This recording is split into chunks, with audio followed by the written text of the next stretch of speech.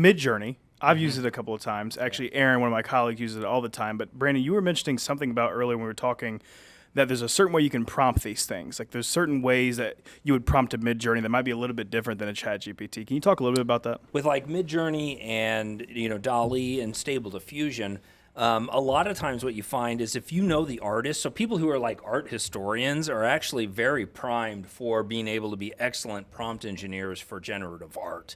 So they can go in and they can be like, find me something that it's Pablo Picasso meets, DALL-E or whatever it is. And they can basically describe it because so much of these are trained on actual artists' input. Kirsten and all these like modern, visual artists, their names, you can just add their names to it, and all of a sudden you're starting to get more and more of their style of prompts.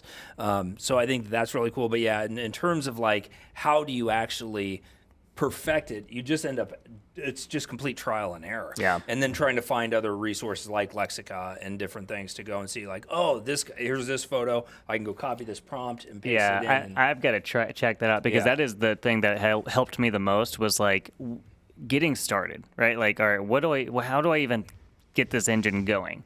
Oh, that's great. Yeah, so you get all your prompts. So this is lexica.art. And you can, that's super good. Yeah, and you can basically then just copy the prompts here. They actually have their own version that you can actually do generative art, and then you run out after like 5 images, and you got to pay